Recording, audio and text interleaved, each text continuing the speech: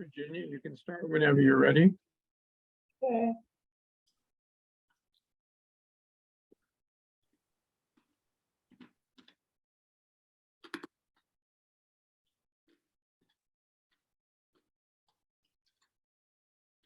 For some reason, Peter, it's not, I'm clicking share screen, but it's not happening.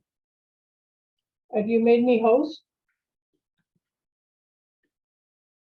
Yes, I did. Huh.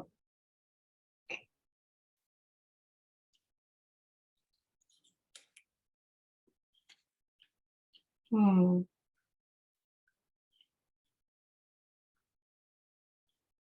Okay.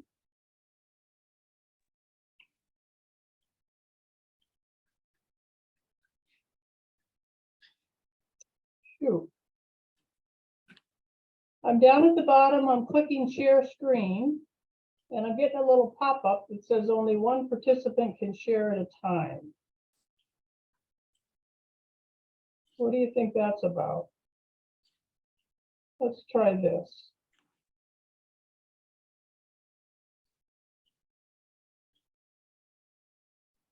We can see you and hear you. What's that?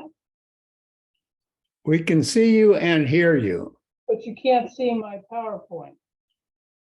When we share screen, should be able to.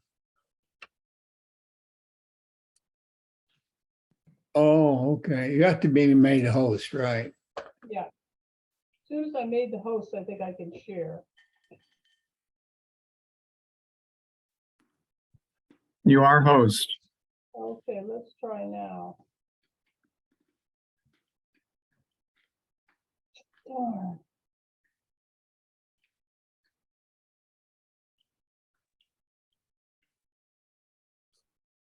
Why is that not coming up? We practiced this.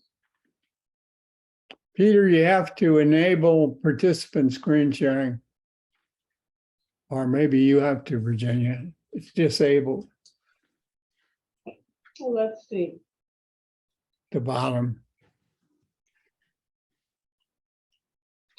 Screen share. And oh, wait a minute. I think we're getting it. Okay, do we have it? Got it. Beautiful, beautiful. Okay, thank you. Sorry for the little technical glitch here. Let me just do one more thing. We're going to do a slideshow. And we're going to begin the current slide. There we go. And then we're going to change this. Okay. So everybody can see the first slide? Yep. Okay, Yeah. good, good.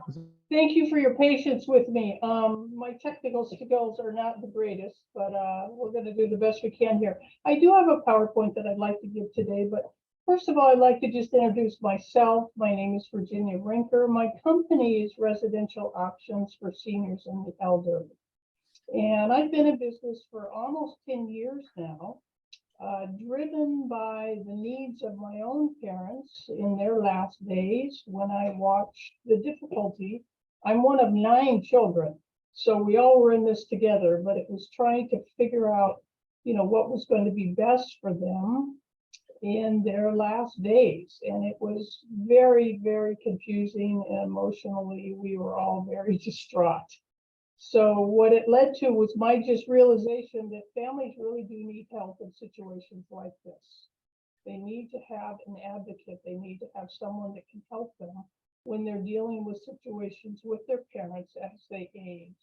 So we're going to talk today about some of the various options that are available. So what I am is a certified senior advisor. And what that means is that I am credentialed. I've gone through an accreditation program. This is the only national accreditation of its kind. It required extensive education, and we continue to have the education with continuing education units that we have to complete every 3 years. So we go to different lectures throughout the year. We even give lectures, but we try to keep up to date on what the current issues are with seniors. So today we'll talk about the different types of senior living that are available.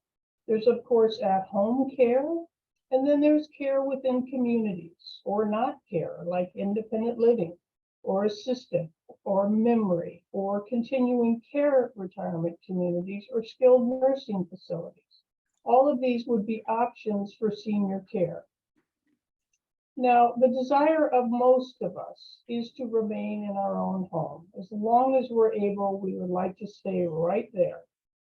Unfortunately, we're finding that today, anybody that turns 65 has a 70% chance of needing some type of long-term care in the future. So what would be the option? So let's say I'm an independent, I want to remain independent. How can I remain independent when I begin to need a little bit of assistance? Well, I could remain in my own home with family members coming in to provide me assistance. I could move into the home of a family member. But in both of these situations, in-home professional caregivers might still be needed. Now, why is that? Because families might have their own obligation, maybe their own children, their own grandchildren, or they don't have the time to be there for you when your needs need to be met. So that's when you might have to bring in care from an outside agency, of which there's plenty in San Diego County. Many of them are very good. They get a little costly though. Their hourly rates can run $28 to $35 an hour. If one should need this care 24/7, this can run over $21,000 a month, which is really out of the budget of most people, unfortunately. So what is independent living in a senior community? What does that mean? Independent living is for seniors who just would love to have the companionship of other people. They're tired of housekeeping. They're tired of laundry. They really don't want to drive anymore. Maybe they don't feel safe driving, and certainly tired of preparing meals. It's great for seniors who are on the go, but they just want to live on their own, but enjoy the shared dining experience when they feel like that. That's not forced, but one can enjoy that and meet other people, enjoy the activities in the community, and certainly enjoy not having to do the housekeeping, having housekeepers come in and clean. So you would rent an apartment within a community and certainly have access to all the recreational and social activities they provide. So you'd live independently, but you're part of the community with others like yourself. Keep in mind, though, there's no special health care services that are offered in these settings. If it's strictly independent living, they're not going to be providing any assisted living services. So what would assisted living services mean? Well, they would mean help with what we call your ADLs. You'll hear that term sometimes, and that just means your activities of daily living. Now, many of these we take for granted because when you're young, you do all these things you don't even think about. But as we begin to age, some of these things we say we're going to need a little bit of assistance with. So maybe it's bathing and showering, and that could be because of a fall. Maybe you've injured yourself and you have a little trouble getting in and out of the shower. Could be dressing, again, could have to do with an injury where you have trouble getting, your shirt on or off. Need someone to help you with the dressing. Eating, if one begins to need help feeding themselves, but this is really more about just being able to prepare a meal and not wanting to prepare a meal. Maintaining continence, they'll help with that. Then there's a mental and physically how to use a restroom and make sure that you're doing all that accurately. Transferring in mobility, this could be when someone needs help transferring from a bed to a chair or to across the room or to into another room where you have standby assistance with someone walking with you to make sure you don't fall. And then the other things that are typically involved would be things we take for granted, using the phone, shopping, food preparation, housekeeping, laundry, etc. And these are all things that one could begin to get assistance with and are considered activities of daily living. So what's assisted living in a senior community. This is where residents are provided comprehensive help with those ADLs, okay? So you occupy your own apartment within the community, but you would have a caregiver that would come in to help you with these things, the dressing, the medication supervision, all these things that we talked about as an ADL. You'd have access to caregivers as necessary whenever you need them. You'd certainly have all your meals and transportation, recreation activities as you would in an independent community. And skilled nursing services are not typically available in most of these facilities, but basic healthcare services are offered. So one example, it's not always true because there are some month-to-month communities, and Frederica Manor is a good example of one where they provide all these levels of care. They have independent, they have assisted, they have memory care, and they also have skilled nursing. Not all communities have that skilled nursing element, with the exception of CCRCs, and we're going to talk about those. There's also smaller residential home type settings. These are some of them that I've worked with are just these wonderful homes run by owners with a couple of CNAs, certified nurses assistants that come in and help with the residents, but they're very small, more intimate environments than these larger communities. So you'd have your own room in the home, they provide all of the meals, not typically transportation to the doctors or anything like that. You'd need your family to keep helping with that, but it's a much quieter type of setting if someone doesn't really need all the activities. So to summarize, independent and assisted living, independent, again, ideal for individuals who can live independently, but they enjoy having access to assistance when they need it, but also having all these other things taken care of that they used to have to do in their own home. Assisted living communities, very much like independent. The only difference is you're going to receive help with your ADLs. So what is Alzheimer's care? Alzheimer's care is typically a section of a community that is in a secured place. So by that we mean it's part of the community, yet the doors are going to be locked, the windows are going to be locked. I don't mean that prison-like, I just mean that they're not able to get in and out by themselves.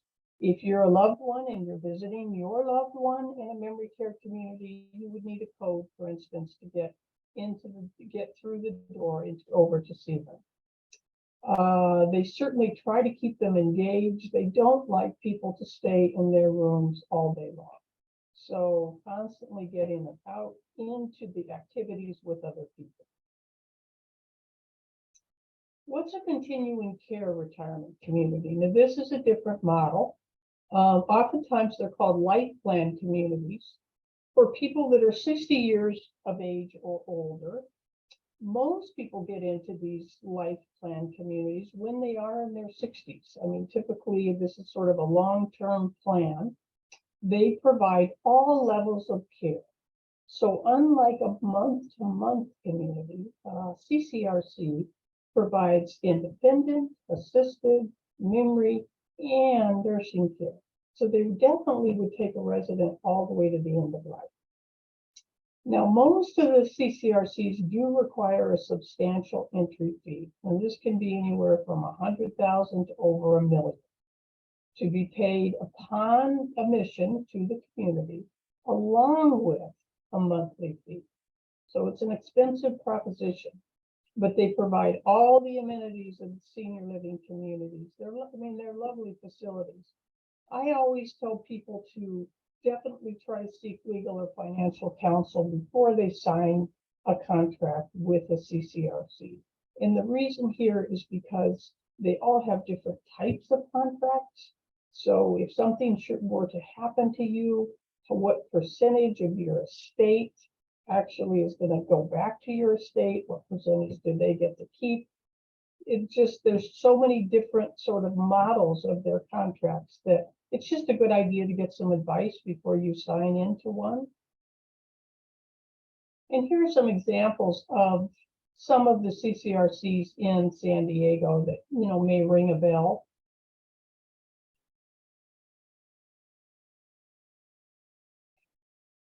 So what are nursing homes? Nursing homes provide care for elders who are requiring constant round-the-clock care.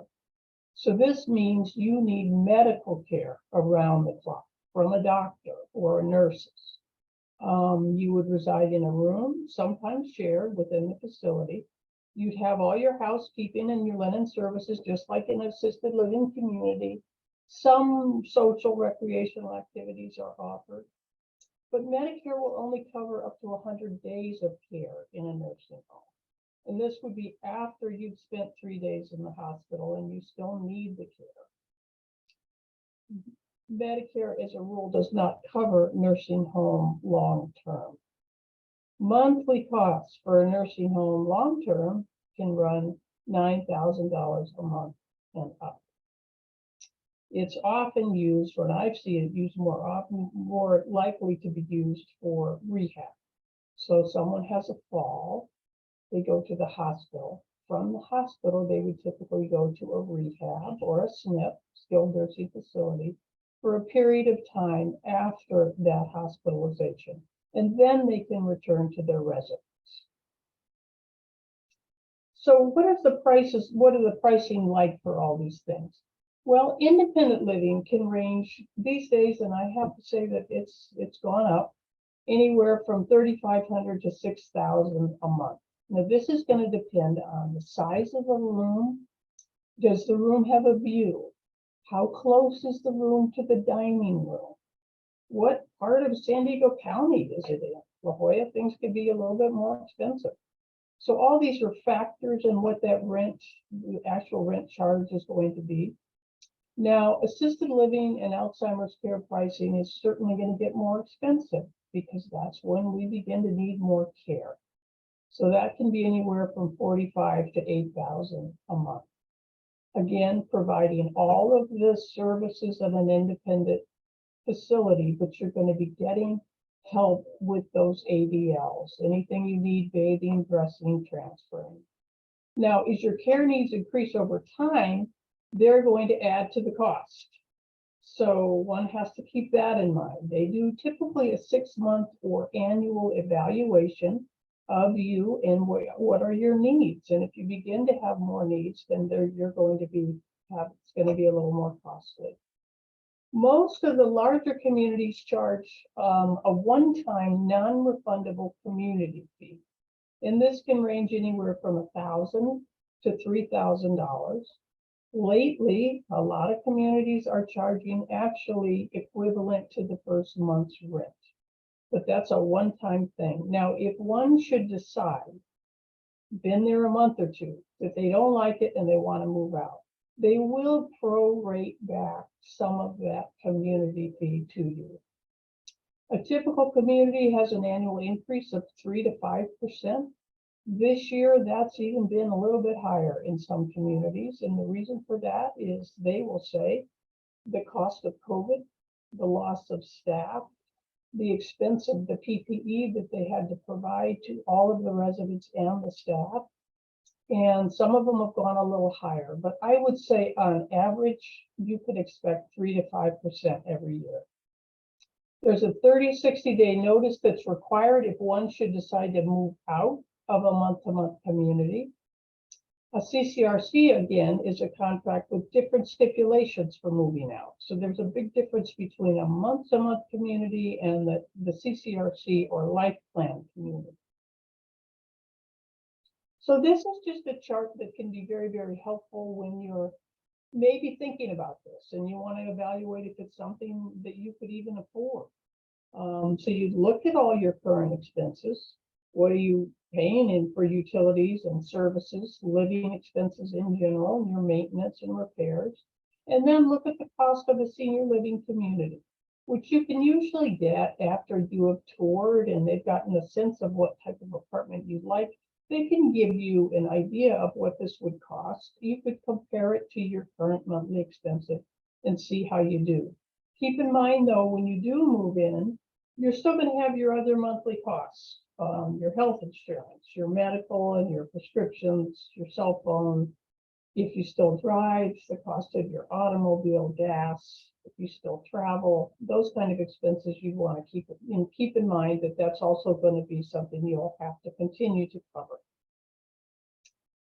So how do we pay for these things? Well, privately paying is the most likely option, and people have saved. They have had their income, investments, savings, and assets that they've carried through the years to prepare themselves for this. There's also long-term care insurance, and that will certainly pay for most in-home care and assisted living. This is a really important type of insurance, but I just tell people to encourage their children to try to get it when they're young, in their 50s and 60s, when it's cheaper and they don't have any underlying conditions. Because once you do have a condition, they typically will not give you long-term care insurance. So it is expensive, but I have definitely seen it work in many assisted living communities when, yes, the family has to pay the rent, but the cost of the care is covered by the long-term care insurance plan. Now, reverse mortgages are another way to pay, but these are really for people that would like to stay in their own home and, have maybe caregivers come in. Government assistance, of course, we like to say it's a last resort, but unfortunately, these days, it's not. I mean, the cost of living, the cost of these places has gotten so high that many people are beginning to need Medi-Cal. And the problem with Medi-Cal is you certainly have to qualify and your income has to be below a certain limit or your savings. And it can only be used for care in a Medi-Cal facility, meaning a Medi-Cal skilled nursing facility. So you can't use Medi-Cal in any one of these communities that I've been describing because they don't accept it. Only a nursing care would accept Medi-Cal. There's also the VA and attendance pension benefit, which is great for veterans and their spouses. There's a lot of programs that if you have served during a time of war, you may be eligible for, these are running like $1,700, $1,800 a month. So it's something to look into if you are a veteran or the spouse of a veteran. So is it right for you or your loved one? These are just things that, if you're with your loved one or you're evaluating someone else, you just sort of look at these points and you say, have you been hospitalized more than once in the last year? What about accidents or falls? How about driving? Do you ever hesitate to shower or bathe on your own? Is your current medication regime confusing? Daily housing maintenance, is it becoming very difficult? Are you experiencing loneliness or depression, or is your family worried about you? So this is where I say, just sort of do an evaluation, and maybe it is time to explore. And by explore, I just mean, get out there and see what's out there, get a feel for what some of the options may be. And I think you'd feel just much more comfortable building your own knowledge base about what your future could look like. And then there's advantages of senior living communities. We'll just touch on this because some of you live in them already, and I think we'll talk about this in the breakouts. Social interaction, I think, is really key because during time of COVID, this was so detrimental to the physical and emotional mental health of so many seniors. So this has really, I think, become really important that people can be with other people again. Driving, really nice not to have to drive anymore, and they do take care of transportation to doctor's appointments, but also to social events. I mean, there's communities that go to the Old Globe or the Symphony, and they'll take everybody in a van. And so those are the kind of things that would be provided. Nutrition, obviously, you're going to get all your meals there at the community prepared for you. Housekeeping, emergency assistance, many of them have pendants that they give you that you would wear, and certainly press the button if you ever get yourself in trouble and you need some assistance. Some communities have wonderful fitness centers. If not, then they often have classes. They do try to keep people mobile and moving, because we all know the benefit of that. Medication, certainly just having somebody that come in and help provide your medication is really important. Improve family relations, that's a big one, because I've just witnessed this several times where, you work with a family prior to the move-in and you see the stress level with the children and the parents. And oftentimes, like I said, the children are working or they have their own lives, they're very busy.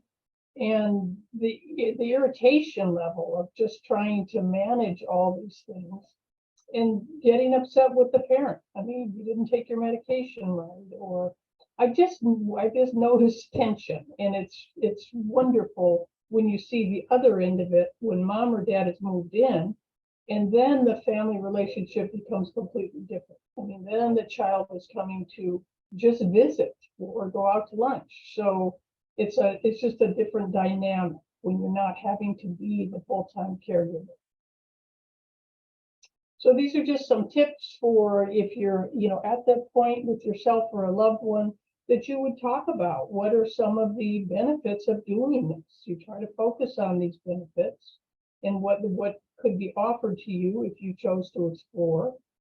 But you also, talk to them about their safety, and it may be a concern that you have about them not living, in a safe environment. You're afraid of falls, mostly afraid of falls, and what that could mean if we break a hip or whatever. You look at the financial aspects, everything that their rent would cover. You certainly could work with a senior living advisor like myself to help you find the right environment for yourself or your loved one. You tour the community, you get a sense of the lifestyle yourself. And most of all, proceed with compassion. I mean, I think that because we all know this is really a very difficult decision, that you let a person have that feeling, and the best way through it is to, try to be encouraging, but at the same time, also educating them and showing them what some of these communities could be like. So what do? I try to help take the stress out of all this, because I'm very familiar with all the communities in San Diego County, and my assistance goes with you all the way. So we would start with like a free consultation service. I typically would just do this on the phone, talk to you about you. What are you thinking about? What are your needs? What are your desires? What kind of a place would you like to live in? How big would you like it to be?